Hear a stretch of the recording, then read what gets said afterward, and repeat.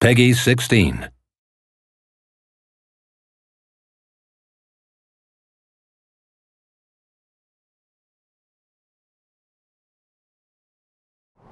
We started with the idea that we wanted to set it in the future, but in a beautiful future. We took the idea of magic and turned it into technology, so we grounded it in a reality that we could foresee.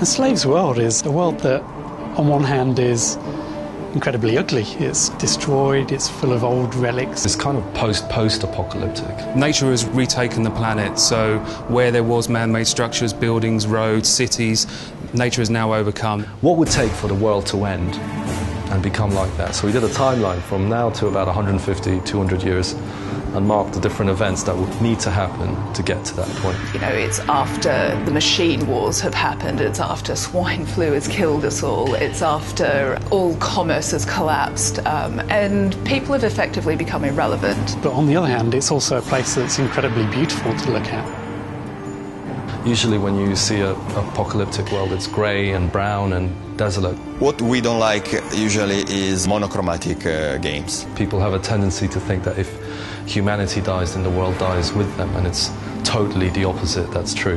When we're off the face of the earth, nature just reclaims everything, and it's amazing how quickly you see things that we felt were permanent start to dilapidate.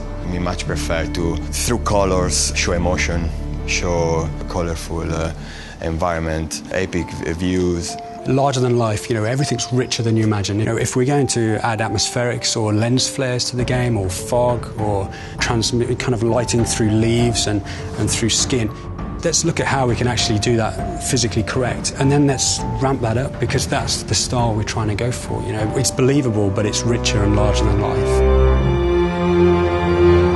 You can see places like where something horrific has happened, like Chernobyl, and where nature has retaken it. It's beautiful in amongst the destruction and desolation, and that was the feeling that we really wanted to capture. The game starts in New York, and the reason it starts in New York's a universal city. Everyone recognises it, so when you start there, you're basically saying, this is Earth. But as they leave New York City and start heading further towards the west, towards their ultimate goal, they pass through vestiges of history. So there is one large area where hundreds of titans, large mechs, taller than buildings, fought together, smashed each other to bits, and created this kind of desolate landscape of oil spills and chemicals all merged together amongst this twisted metal.